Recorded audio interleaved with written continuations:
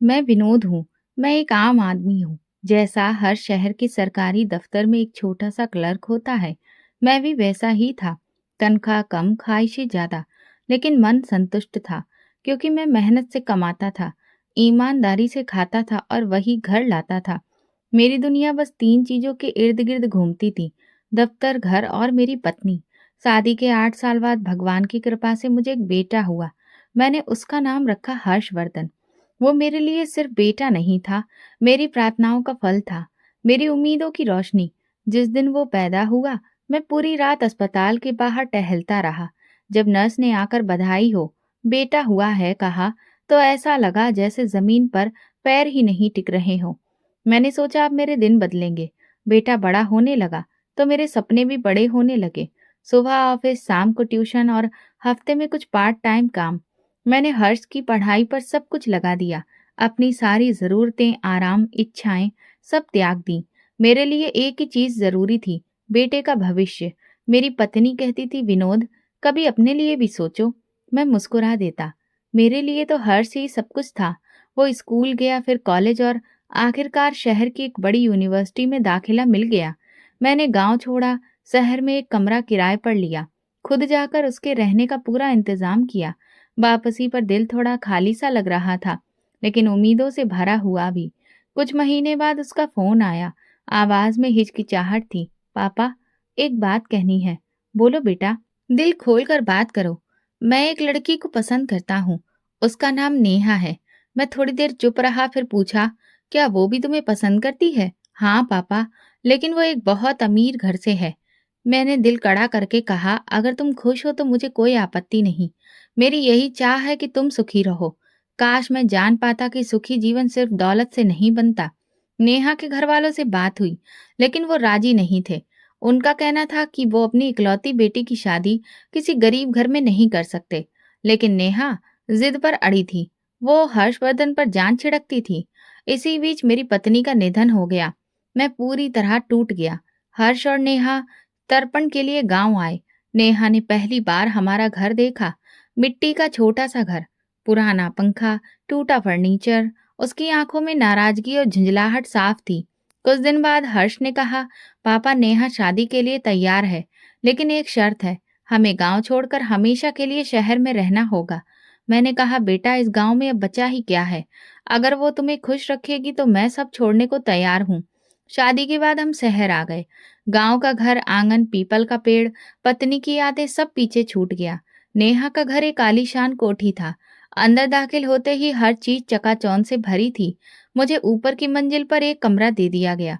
नेहा ने साफ कुछ नहीं कहा, लेकिन उसकी आंखें बता रही थी कि मैं सिर्फ एक मजबूरी हूँ। पहले दिन मुझे खाने की मेज पर बुलाया गया, लेकिन तभी नेहा के पिताजी आए और धीरे से कहा, मेहमानों को इज्जत मिलती है, लेकिन मेहमान हमेशा के लिए नहीं रहते। मैंने ये सुन लिया पर चुप रहा। फिर मेरा खाना मेरे कमरे में भेजा जाने लगा। नेहा ने कहा कि उसके पिताजी को अच्छा नहीं लगता कि मैं सबके साथ खाऊं। हर्ष ने एक बड़ी कंपनी में नौकरी पकड़ ली। नेहा के पिता ने उसे अपने कारोबार में शामिल कर लिया। मैं दिन भर अकेला रहता। कभी लॉन में बैठकर अखबार पढ़ता, कभी पुरानी फाइलें पलटता। नौकर खाना चाय दे जाता, लेकिन कोई बात करने वाला नहीं था। एक दिन नेहा ने घर में पार्टी रखी। मैंने सोचा शायद बुलाया जाएगा, लेकिन मेरा कमरा अंदर से बंद कर दिया गया। नौकर बोला, मैडम ने कहा है आपको शोर से तकलीफ होगी। मैंने पहली बार खुद को कैदी महसूस किया।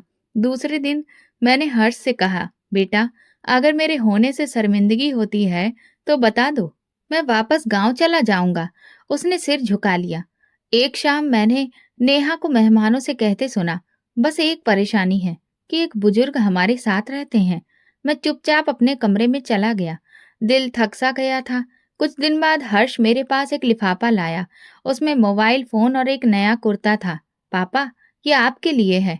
बेटा, तोहफा अच्छी बात है, पर व्यवहार सबसे जरूरी होता है। एक दिन वो मुझे शहर घुमाने ले गया। पार्क, मॉल सब दिखाया। शायद चाहता था कि मैं खुश रहूं, पर मेरे अंदर एक खालीपन था जो हर दिन बढ़ता जा रहा था। फिर एक दिन नेहा ने कहा, हमें अब अपना परिवार आगे बढ़ाना है। मैं समझ गया ये बात अब मेरे बारे में नहीं है, ये किसी आने वाले बच्चे के बारे में है। समय बीतता गया। नेहा और हर्ष में बातचीत कम होती गई। एक दिन मैंने नेहा को कहते सुना, तुम हर वक्त अपने पापा के पास क्यों बैठे रहते हो? तुम्हारी जिंदगी में किसकी ज्यादा अहमियत है, मेरी या उनकी? उस दिन पहली बार हर्ष चुप रहा। अगली सुबह मैंने उससे पूछा, बेटा सब ठीक है? वो बोला, पापा कभी कभी लगता है कि सब कुछ पाकर भी कुछ खो गया हूँ। मैंने उसके कंधे पर हाथ रखा और कहा, बेटा जो चीज हम हासिल करते हैं वो हमारी होती है या नहीं, इस बात का एहसास बहुत देर से होता है। कोठी में रहते हुए 6 महीने बीत चुके थे। समय के साथ कुछ बातें साफ होती गईं। सबसे पहली बात ये थी कि नेहा के घर में मेरी हैसियत केवल एक मजबूरी भर की थी। ना मैं कोई अतिथि था, न बुजुर्ग, ना ही ससुर। मैं बस एक बूढ़ा आदमी था जिसे नेहा बड़ी मुश्किल से सहन कर पाती थी। नेहा के पिता का व्यवहार सख्त जरूर था, पर वो चुप रहते थे। उन्होंने कभी सीधे कुछ नहीं कहा, लेकिन उनकी आंखों में एक सवाल हर वक्त झलकता रहता, ये यहाँ क्यों है? हर्ष की जिंदगी अब किसी कंपनी की दिनचर्या जैसी हो गई थी। वो अब पति कम और किसी ऑफिस का मैनेजर ज्यादा लगता था। सुबह दफ्तर निकल जाना, देर रात लौटना, फिर नेहा के साथ थोड़ा समय बिताना, और इन सब के बीच कहीं मैं आ जाता था। 2 हफ्ते बाद हर्ष ने बताया, पिताजी अब मुझे कंपनी में साझेदारी मिल गई है, अब मैं पार्टनर बन गया हूँ। बेटा ये तो बहुत बड़ी खुशी की बात है, मैंने कहा। मगर उसके चेहरे पर वो खुशी नहीं थी। अंदर ही अंदर वो कुछ खो रहा था। मैं समझ रहा था। एक दिन ऑफिस से लौटने के बाद वो मेरे पास आकर बैठ गया। पिताजी मुझे कई बार नींद नहीं आती। नेहा से ज्यादा बातें भी नहीं होती। लगता है जैसे घर में सब कुछ है लेकिन कुछ भी नहीं है। मैंने कहा, बेटा अगर दिल खाली हो तो महल भी वीरान लगता है। वो मुस्कुराने की कोशिश करता, लेकिन उस मुस्कान में सिर्फ थकान थी। उस कोठी में सब कुछ था, नौकर, सुविधाएं, सजावट, मगर प्रेम, सम्मान और सुकून नहीं था। नेहा और उसके पिता जैसे हर वक्त जताते रहते कि हम उनके एहसान पर जी रहे हैं। 8 साल बीत गए। समय के साथ चीजें बदली, लेकिन कुछ सच्चाइयां वही रहीं। हर्ष और नेहा की शादी को 8 साल हो गए थे, लेकिन उनकी गोद आज भी सूनी थी। घर के कमरे भरे थे, अलमारियां कीमती कपड़ों से भरी थीं, मगर गोद में सिर्फ खामोशी थी। शुरुआती 2-3 साल किसी ने कुछ नहीं कहा। सबने सोचा अभी नए हैं, समय आने पर सब हो जाएगा।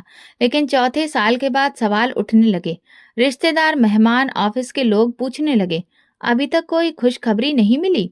हर्ष मुस्कुराकर टाल देता, सब भगवान की मर्जी से होगा। लेकिन अंदर ही अंदर वो टूटने लगा था। एक दिन उसने मुझसे कहा, पिताजी मैंने नेहा से कहा कि चलो किसी अच्छे डॉक्टर को दिखाते हैं, तो वो नाराज हो गई।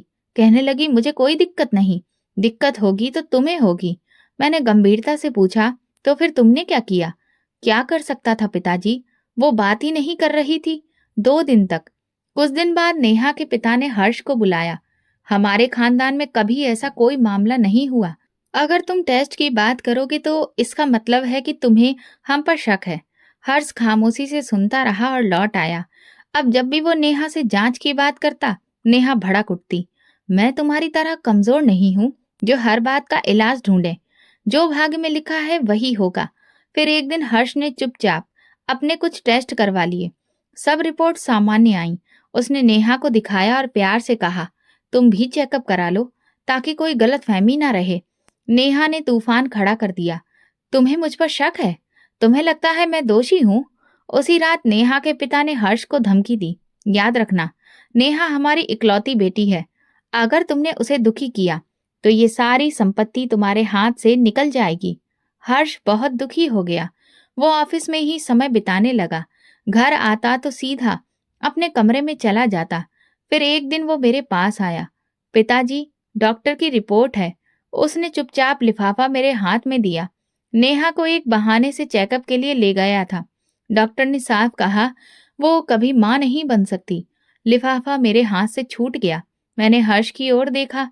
वो दीवार को यूं घूर रहा था जैसे जिंदगी वहीं थम गई हो। तुमने नेहा से बात की? मैंने पूछा। नहीं पिताजी, वो सुनेगी नहीं, उल्टा मुझे दोषी ठहराएगी। अगले दिन किसी तरह नेहा को रिपोर्ट मिल गई। कैसे, ये हमें नहीं पता, लेकिन घर में हंगामा मच गया। ये सब झूठ है, डॉक्टर की चाल है। तुम दोनों बाप बेटे चाहते हो कि मैं इस घर से चली जाऊं। हर्ष चुपचाप खड़ा रहा।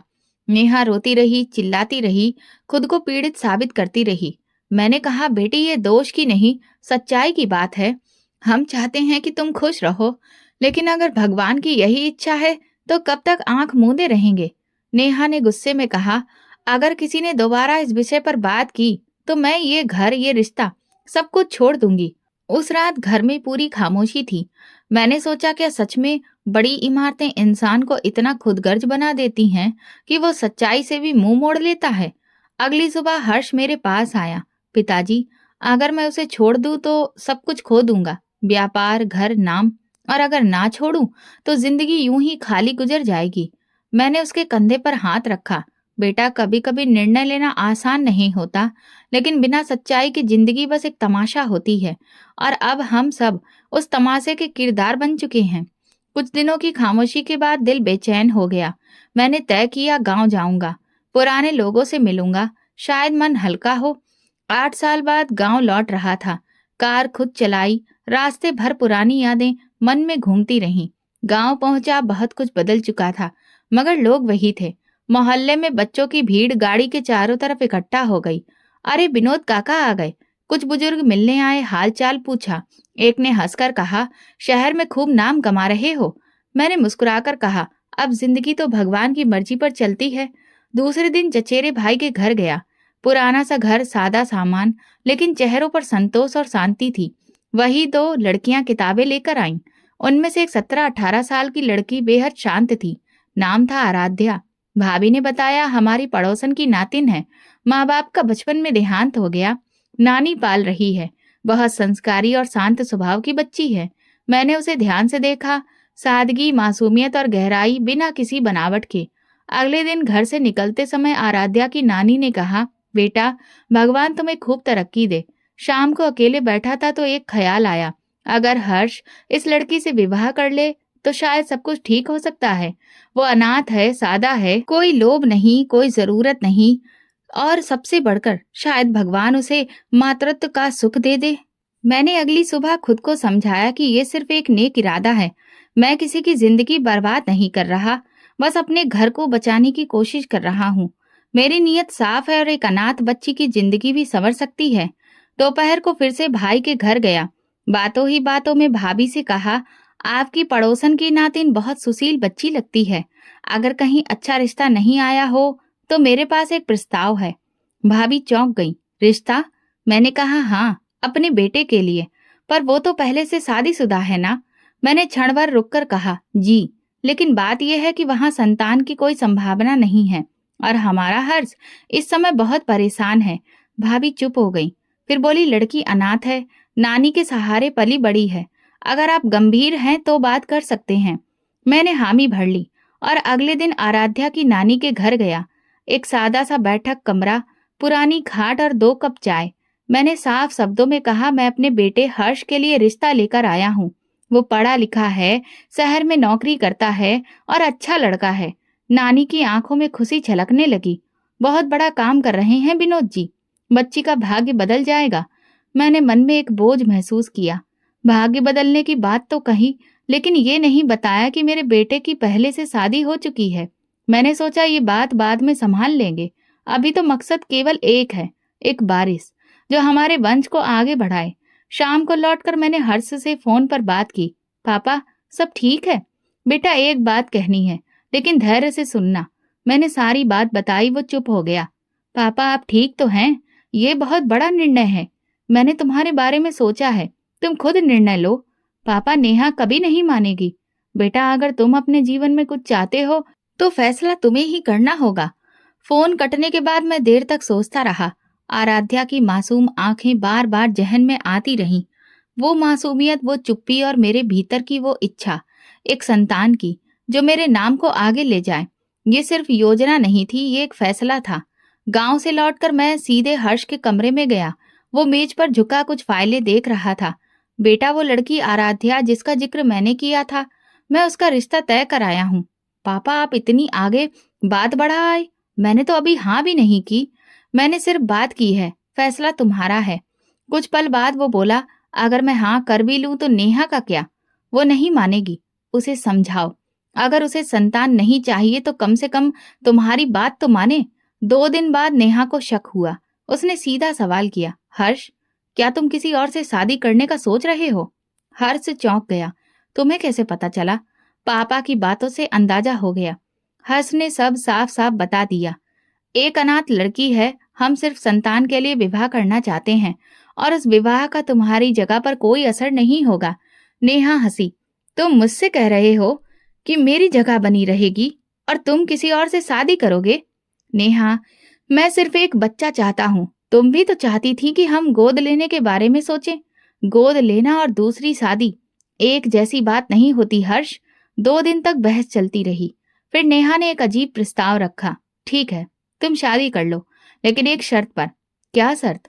उस लड़की से सिर्फ संतान लोगे, जैसे ही बच्चा होगा उसे तलाक दे दोगे, और ये बात लिखित में होगी, कानूनी दस्तावेज में। हर्ष चौंका। तुम मुझसे वादा करने का कागज मांग रही हो? ये सिर्फ एक सुरक्षा है, ताकि तुम्हें याद रहे कि तुम मेरे हो। शाम को वकील घर आया। एक कानूनी दस्तावेज तैयार हुआ। लिखा गया कि हर्ष दूसरी शादी के बाद पहली संतान के तुरंत बाद तलाक देगा, और अगर नहीं दिया तो नेहा को सारी संपत्ति वापस मिल जाएगी। मैंने हर्ष की ओर देखा। उसने चुपचाप दस्तखत कर दिए। अगली सुबह मैं गांव रवाना हुआ। नेहा ने मुझे टोका। मैं एक बात साफ कर दूं, अगर आप उस लड़की को शहर लाने की सोच रहे हैं तो उसे सोच ही रहने दीजिए। उसे गांव में ही रखिए। बेटी, हमने कभी तुम्हारी सीमाएं नहीं लांगी। तुम भी हमारी मजबूरी समझने की कोशिश करो। वो कुछ बोले बिना लौट गई। गांव पहुंचकर मैं सीधा अपने भाई के घर गया। उन्हें बताया रिश्ता मंजूर है, हर्ष तैयार है। भाभी खुश होकर बोली, भगवान ने आराध्या की सुन ली। बातों में मैंने झूठ बोल दिया। पहली पत्नी की सहमति से रिश्ता तय हो रहा है, बस संतान का ही मामला है। आराध्या की नानी की आंखों में आंसू थे। मेरी नातिन का भाग्य खुल गया। 2 दिन बाद विवाह की तारीख तय हो गई। सब कुछ सादगी से संपन्न हो गया।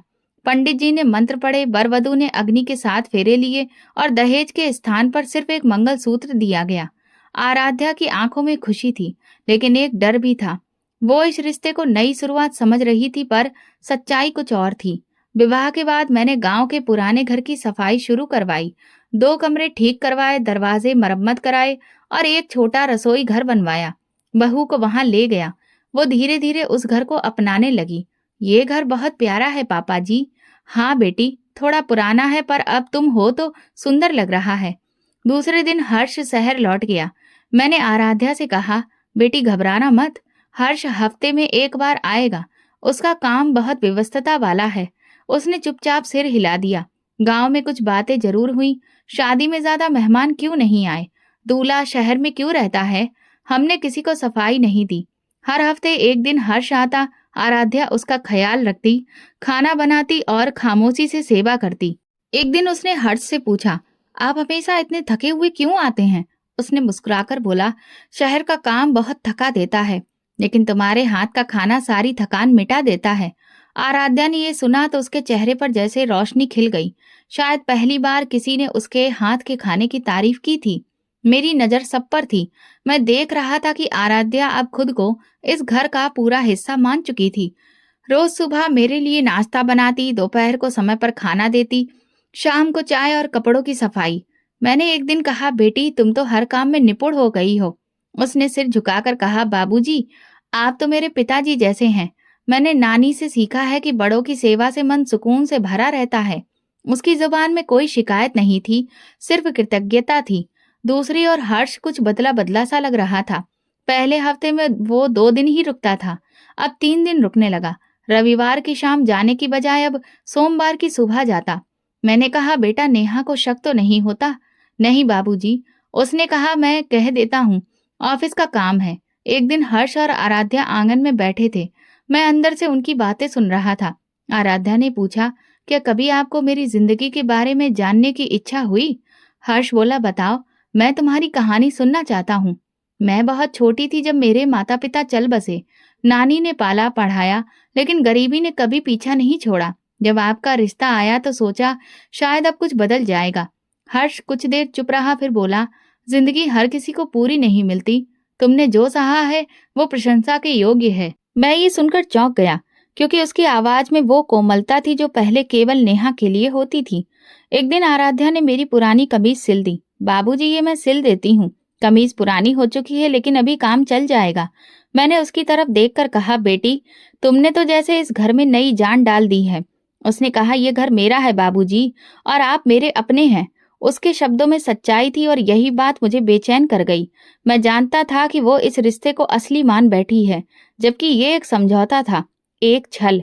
अगले हफ्ते जब हर्ष आया तो मैंने उसे बाहर बुलाया। बेटा, कहीं तुम आराध्या से भावनात्मक रूप से ज्यादा जुड़ तो नहीं रहे?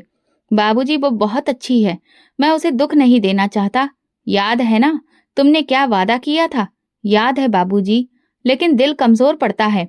वो बहुत मासूम है। बेटा, भावनाओं के चलते वादे नहीं तोड़े जाते। आराध्या को अभी सच नहीं पता। जब समय आएगा तुम्हें उसे तलाक देना होगा। वो कुछ नहीं बोला, बस सिर झुका लिया। आराध्या इन बातों से अनजान अपने कामों में लगी थी।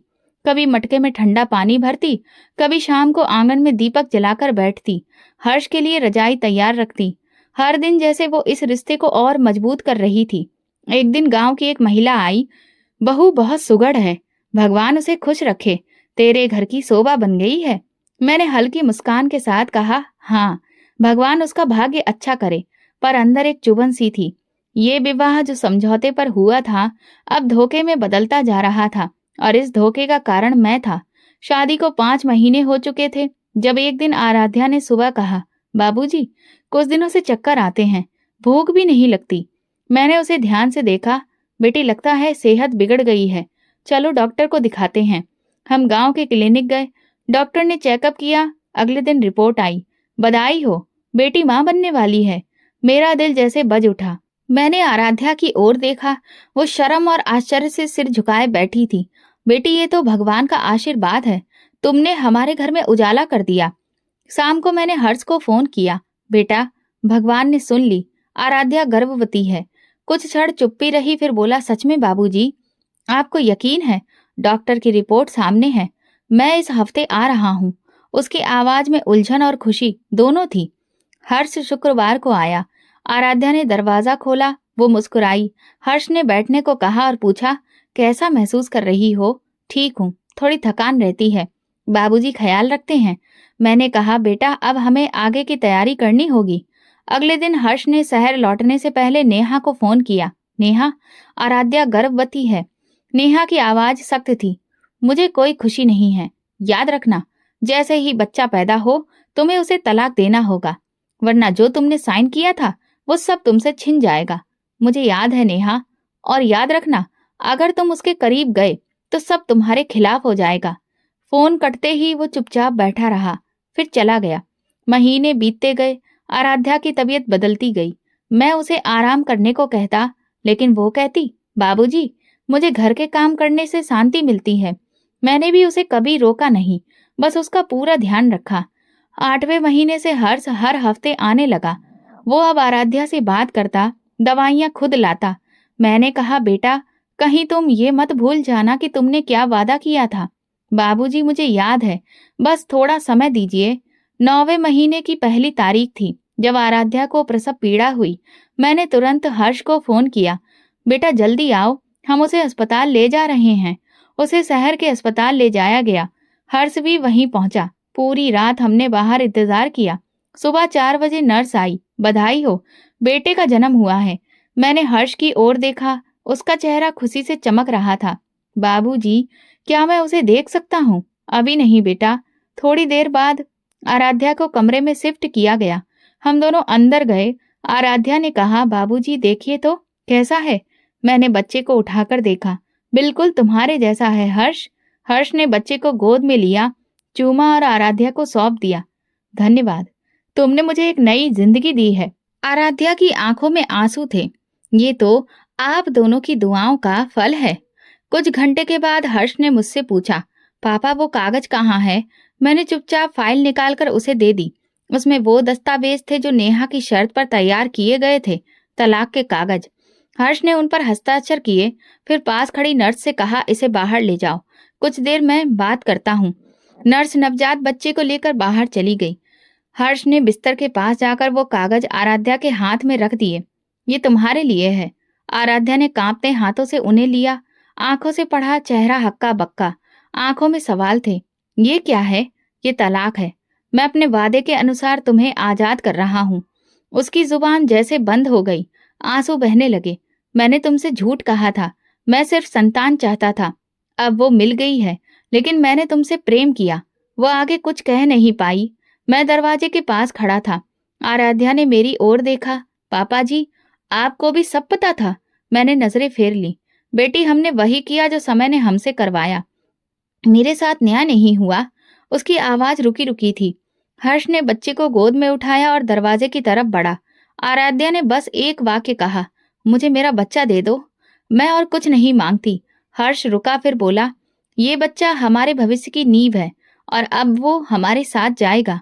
मैंने हर्ष का हाथ पकड़ा। चलो बेटा। बात खत्म हो गई। हम अस्पताल से बाहर निकले। सुबह का सूरज पूरी चमक के साथ उग आया था, लेकिन मेरे दिल पर जैसे कोई धुंध छाई हुई थी। हर्ष ने बच्चे को बाहों में समेट रखा था। मैं गाड़ी की पिछली सीट पर बैठा था। ड्राइवर तेज रफ्तार से गाड़ी चला रहा था, लेकिन मेरे कानों में अस्पताल की आखिरी बातचीत गूंज रही थी। आराध्या की वो झुकी हुई नजरें, उसके थरथराते हाथ, उसकी सिसकियां, पापा जी मेरा बच्चा दे दीजिए, मैं और कुछ नहीं मांगती। उसकी आवाज अब भी मेरे कानों में थी। गाड़ी कुछ दूर चली ही थी कि हर्ष बोला, पापा, क्या आपको लगता है हमने सही किया? मैंने जवाब देने से पहले खिड़की के बाहर देखा। धुंधले खेत, पेड़ और रास्ते सब जैसे सवाल बनकर सामने आ खड़े हुए। बेटा, हमने जो किया वो हमारी मजबूरी थी। नेहा की शर्त नहीं मानते तो तुम सब कुछ खो बैठते। लेकिन पापा, आराध्या ने हमें वो दिया जो नेहा कभी नहीं दे पाती। बदले में हमने उसे क्या दिया? मैंने बात काट दी। बस बेटा, अब पीछे मत देखो। हमने उसे वो दिया है जो उसकी जैसी लड़कियों को मिलता है, एक छत, सुरक्षा और एक नाम। हम शाम तक घर पहुंच गए। नेहा को पहले ही खबर दे दी गई थी कि बच्चा हो गया है। जब हम बंगले पर पहुंचे, नेहा गेट पर खड़ी थी। बच्चे को देखकर उसने मुस्कुराते हुए बाहें फैला दी। यही है हमारा बेटा? हाँ नेहा, ये हमारा बेटा है। अच्छा है, अब उम्मीद है कि तुम्हारा पूरा ध्यान इसी घर पर रहेगा। मैं चुपचाप अंदर चला गया। नौकरों ने मेरा सामान उठाया और कमरों की ओर बढ़ गए। हर्ष और नेहा बच्चे को लेकर ऊपर चले गए। मैं बैठक में बैठा और जैसे पूरा दृश्य फिर से मेरी आंखों के सामने आ गया। अस्पताल का कमरा, आराध्या का चेहरा, उसकी सिसकियां। अगली सुबह हर्ष मेरे पास आया। पापा, नेहा कह रही है कि अब बच्चा सिर्फ उसका है। वो चाहती है कि आराध्या का नाम भी ना लिया जाए। मैंने गहरी सांस ली। यही तय हुआ था, वही हो रहा है। लेकिन पापा, क्या हमें एक बार आराध्या से मिलना नहीं चाहिए? नहीं बेटा, अब वो बीती बात हो गई, भूल जाओ उसे। 2 दिन बाद गांव से मेरे भाई का फोन आया। विनोद, यहाँ कुछ लोग तुम्हारा नाम ले रहे थे। अस्पताल के बाहर आराध्या को रोते देखा गया। वो कह रही थी कि तुम और हर्ष उसका बच्चा लेकर चले गए। मैंने बेचैनी से फोन काट दिया और कुछ देर चुपचाप बैठा रहा। दोपहर को हर्ष आया और बोला, पापा, आराध्या ने मेरे पुराने नंबर पर मैसेज किया है। कह रही है अगर बच्चा वापस नहीं लाए तो वो पुलिस में शिकायत करेगी। मैंने कहा, शांत रहो। वो कहाँ जाएगी? एक अनाथ लड़की, न बाप, माँ बाप, न पैसा, न सहारा। हमने उसे सब दिया है। पापा, लेकिन अगर वो चुप ना रही तो उसे चुप कर दो। उसे वही घर दे दो जो हमने पहले उसके लिए छोड़ा था। शाम को मैंने आराध्या को फोन किया। बेटी, तुम्हें सब पता है हमने ऐसा क्यों किया। अब तुम्हें चैन से रहने के लिए वही घर दिया जा रहा है। वहीं रहो और नई जिंदगी शुरू करो। तुम्हारा बेटा सुरक्षित है। पापा जी, मेरा बेटा? क्या मैं सिर्फ एक जरिया थी? बेटी, तुम्हें इज्जत दी, एक छत दी, खाना दिया। ये भी कोई छोटी बात नहीं थी। मेरे मन की जो आशा थी वो क्या थी? मैंने तो उसे ठीक से गोद में भी नहीं रखा। आप लोग ऐसे चले गए जैसे मैं कोई थी ही नहीं। चुप रहना ही तुम्हारे भलाई में है। हम तुम्हें वो घर दे रहे हैं, वहीं रहो और ईश्वर का धन्यवाद करो। कॉल कट गई। मैं जानता था आराध्या को इससे अधिक कुछ नहीं मिलेगा। 3 दिन बाद गांव से किसी ने खबर दी कि आराध्या वापस उसी पुराने घर में आ गई है। दिन भर चुप रहती है, बच्चे की तस्वीरें देखती है और रातों को दीवारों से बातें करती है। शहर में नेहा का बर्ताव वैसा ही रहा। अब वो हर्ष पर पूरी तरह से हावी हो चुकी थी। बच्चा हमेशा उसके पास रहता और वो किसी को आराध्या का नाम तक नहीं लेने देती। एक दिन हर्ष मेरे पास आकर बोला, पापा, आपने आराध्या से जो कुछ कहा वो ठीक था। समय के साथ सब ठीक हो जाएगा बेटा, और अगर नहीं हुआ तो उसे ही सच मान लेंगे। हमने बच्चा पा लिया था, एक माँ, एक पत्नी और एक स्त्री को बलि चढ़ाकर। समय कभी नहीं रुकता, बस चुपचाप सब कुछ बदल देता है। जिस बच्चे के लिए हमने इतना कुछ सहा, आज वो 8 साल का हो चुका था। हिमांशु। हाँ, हमने उसका नाम हिमांशु रखा था। नेहा ने खुद ये सुझाव दिया था। शुरुआत में नेहा का रवैया कुछ ठंडा था, लेकिन बच्चे की मासूमियत ने उसका दिल जल्दी ही जीत लिया। दिन बीतते गए और हिमांशु उसके इर्द गिर्द घूमता रहता। मुझे देखकर मुस्कुराता, लेकिन अब उस मुस्कान में वो अपनापन नहीं था जो एक दादा से जुड़ा होता है। मैं अक्सर उसे कोई पुरानी कहानी सुनाने की कोशिश करता, लेकिन चंद मिनटों में नेहा की आवाज आ जाती, बाबा, हिमांशु का होमवर्क है, कृपया डिस्टर्ब मत कीजिए। कमरे से बाहर आकर मैं खुद को बहुत अकेला महसूस करता। हवेली की हर चीज मेरी आंखों के सामने थी, लेकिन मेरा अस्तित्व तो अब बस दीवारों तक सीमित रह गया था। एक दिन मैंने हिमांशु के लिए पुरानी लकड़ी से एक खिलौना बनाया। वो बहुत खुश हुआ। दादाजी, आपने ये खुद बनाया? हाँ बेटा, तुम्हें कैसा लगा? बहुत अच्छा, मैं इसे स्कूल ले जाऊंगा। लेकिन अगले दिन नेहा ने वो खिलौना फेंक दिया। इस गंदी लकड़ी के टुकड़े से खेलने की इजाजत नहीं है। हम हिमांशु को सबसे अच्छा देना चाहते हैं, दादाजी की भावनाओं वाले तोहफे नहीं। हिमांशु चुप हो गया। मैंने कुछ कहने की कोशिश की, लेकिन हर्ष ने हाथ के इशारे से मुझे रोक दिया। पिताजी, वो ठीक कह रही है, बच्चे को साफ सुथरा माहौल देना चाहिए। धीरे धीरे मेरी हैसियत घर में एक छाया मात्र रह गई। खाने की मेज पर कुर्सी थी, पर बातचीत में नहीं। दिन में चाय आ जाती थी, पर कोई साथ नहीं बैठता। मैं एक तमाशबीन था जो 8 साल से ये तमाशा देख रहा था। एक दिन नेहा ने हर्ष से कहा, मुझे लगता है आपके पिताजी को गांव चले जाना चाहिए। इस उम्र में गांव की हवा अच्छी लगती है। हर्ष ने कहा, पिताजी को यहाँ रहने की आदत हो चुकी है, आदतें बदली जा सकती हैं। नेहा बोली, उनकी खांसी की आवाज से मेरी नींद खुल जाती है। वो पुराने विचारों वाले हैं, हिमांशु पर असर पड़ रहा है। मैं पास ही बैठा था। पहली बार नहीं था कि वो मेरे बारे में ऐसा कह रही थी, लेकिन इस बार हर्ष ने चुपचाप सिर हिला दिया। अगली सुबह नाश्ते पर हर्ष मेरे पास आया। पिताजी, अगर आप गांव जाना चाहें तो मैं गाड़ी का इंतजाम कर देता हूँ, वहां थोड़ा सुकून मिलेगा। बेटा, ये फैसला तुम्हारा है या किसी के कहने पर? उसने नजरें चुरा ली। पिताजी, सब आपकी इज्जत करते हैं, लेकिन शायद अब जगह कम पड़ गई है। मैंने चाय का प्याला नीचे रखा और धीरे से कहा, ठीक है, मैं चल देता हूँ। उसी शाम मैंने अपना पुराना बैग तैयार किया, कुछ कपड़े, कुछ तस्वीरें और कुछ कागजात। हिमांशु मेरे पास आया। दादाजी, आप कहाँ जा रहे हैं? बेटा, थोड़े दिन के लिए गांव जा रहा हूँ, सबका ख्याल रखना, मैं फिर आऊंगा कभी। मैंने उसे गले लगाया। दरवाजे से निकलते वक्त नेहा सामने आ गई। आपको कुछ चाहिए हो तो बता दीजिए, हम भिजवा देंगे।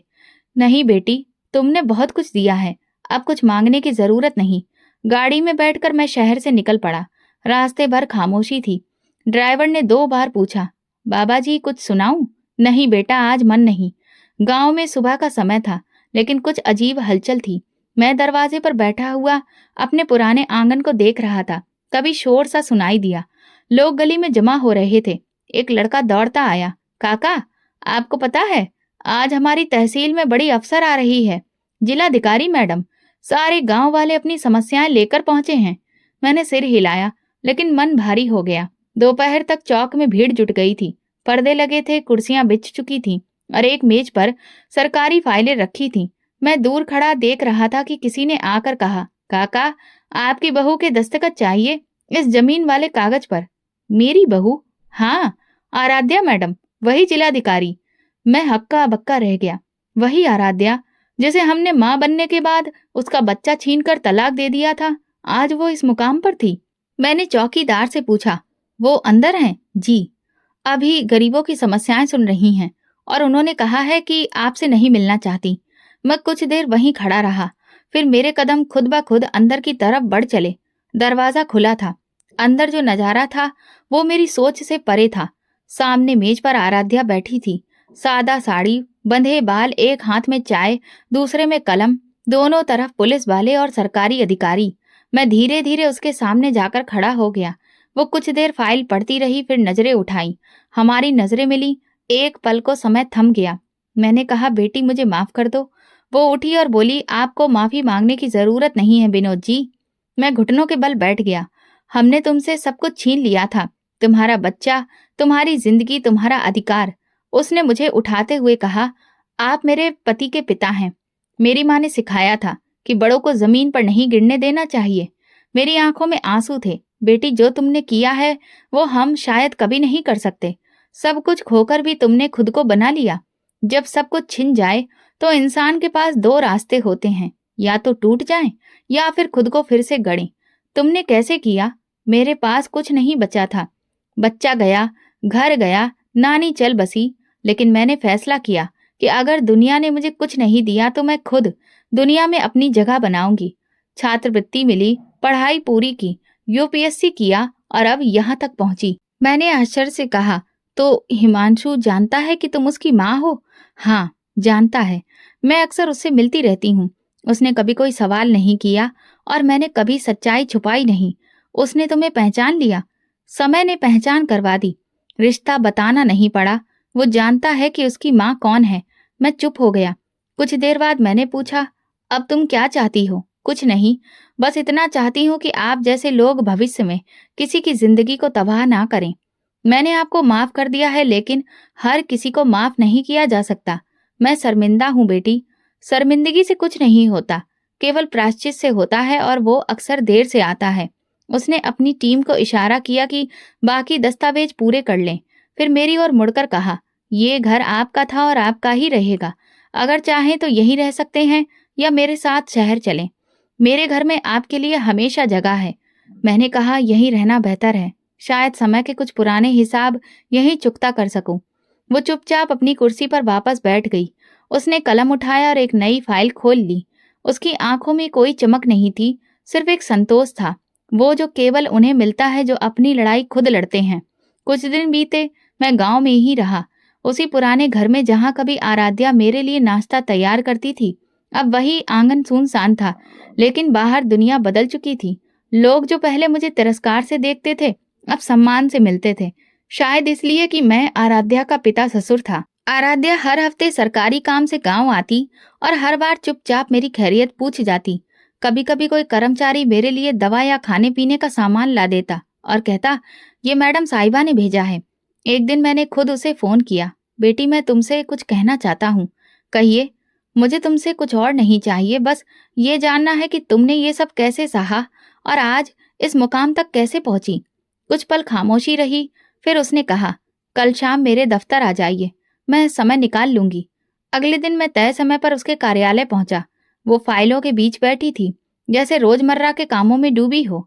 मुझे देखकर उसने कुर्सी की ओर इशारा किया, बैठिए। मैं बैठ गया। उसने अपनी फाइल बंद की और कहा, आपने पूछा था ना कि मैं यहाँ तक कैसे पहुंची। सुनिए, शादी के बाद जो हुआ वो आप जानते हैं। बच्चे के जन्म के बाद आपने और हर्ष ने मुझसे मेरा सब कुछ छीन लिया। मैं गांव लौटी, नानी का देहांत हो गया और मैं उस पुराने घर में अकेली रह गई। मेरे पास कोई आमदनी का साधन नहीं था, लेकिन एक संकल्प था, किसी पर बोझ नहीं बनना है। मैंने दोबारा पढ़ाई शुरू की, पुराने प्रमाण पत्र निकाले, एक छात्रवृत्ति के लिए आवेदन किया, दिन रात मेहनत की, कभी रोटी के साथ पानी पिया, कभी भूखे पेट सोई। फिर जब सिविल सेवा परीक्षा का परिणाम आया, मेरा नाम पहले स्थान पर था। तब भी मैंने किसी को कुछ नहीं बताया। प्रशिक्षण लिया और फिर पहली नियुक्ति मिली। हर कदम पर यही सोचती थी, क्या मेरा बच्चा मुझे कभी पहचानेगा। फिर एक दिन मैं शहर गई, जहां आप लोग रहते थे। स्कूल में हिमांशु को देखा, एक बार नहीं कई बार। कुछ दिनों बाद खुद उससे बात की। शुरू में वो मुझे एक आंटी समझता रहा, लेकिन जब मैंने उसे अपनी कहानी सुनाई, वो चुप हो गया। फिर एक दिन उसने खुद कहा, आप मेरी माँ हो ना? मुझे लगता है मैंने आपको पहले भी देखा है। तब मुझे लगा, समय ने देर जरूर की, लेकिन पहचान मुकम्मल कर दी। मैंने धीरे से पूछा, और वो अब तुमसे मिलने आता है? हाँ, हर महीने आता है। कभी मेरे साथ किताबें पढ़ता है, कभी चाय पीता है। एक दिन उसने कहा, माँ, मुझे आप पर गर्व है। मेरी आंखें भर आईं। बेटी, मैंने तुमसे सब कुछ छीन लिया, फिर भी तुमने मुझे माफ कर दिया। जी, बदला लेना आसान होता है, लेकिन अपने भीतर इंसानियत बचाना मुश्किल। मैंने आपसे बदला नहीं लिया, क्योंकि मैंने आपके व्यवहार को अपनी तरक्की में बाधा नहीं बनने दिया। अब आपका स्थान वही है जो होना चाहिए। अगर आप चाहें तो मेरे साथ शहर चलिए, वहां रहने का पूरा प्रबंध है, या फिर अपने गांव में रहिए। हर स्थिति में आपको सम्मान मिलेगा। मैंने धीरे से कहा, मैं यहीं रहूंगा, अब सुकून यहीं है। आराध्या ने मुस्कुराकर सिर हिलाया, जैसा आप चाहें। बस एक बात याद रखिए, जो रिश्ता कागज पर जुड़ता है वो समय के साथ टूट सकता है, लेकिन जो रिश्ता दिल से बनता है वो सदियों तक कायम रहता है। तुमने मेरी आंखें खोल दी बेटी। अब देर नहीं करूंगा। जो समय बचा है उसे अच्छे कार्यों में लगाऊंगा। मैं गांव में एक विद्यालय बनवा रही हूँ। अगर आप चाहें तो उसके संचालन की जिम्मेदारी संभाल सकते हैं। मैंने खुश होकर हामी भर दी। मुझे ये काम स्वीकार है। आराध्या ने फिर से फाइल खोली और कहा, अब मुझे जाना होगा। कुछ अर्जियां बाकी हैं, लेकिन मेरे घर के दरवाजे आपके लिए हमेशा खुले हैं। मैं कार्यालय से निकला तो सूरज ढल रहा था। आसमान नारंगी हो चुका था और हवा में एक नई ताजगी थी। मैंने आकाश की ओर देखा और पहली बार दिल में सच्चा सुकून महसूस किया। आराध्या ने बदला नहीं लिया। उसने ऊंचाइयां चुनी और उन्हीं ऊंचाइयों से हमें एक नई जिंदगी दी। वो हमारी सजा नहीं बनी, वो हमारी शिक्षा बनी। और शायद यही सबसे बड़ा प्रतिशोध था, खामोशी से आगे बढ़ जाना और सबको पीछे छोड़ देना। तो दोस्तों, अगर आपको हमारी कहानी पसंद आई हो तो कमेंट करके ज़रूर बताएं। वीडियो को लाइक करें और ज़्यादा से ज़्यादा शेयर करें। अगर आप चैनल पर नए हैं तो सब्सक्राइब जरूर करें और नोटिफिकेशन बेल दबाएं ताकि अगली अपडेट सबसे पहले आपको मिले। धन्यवाद।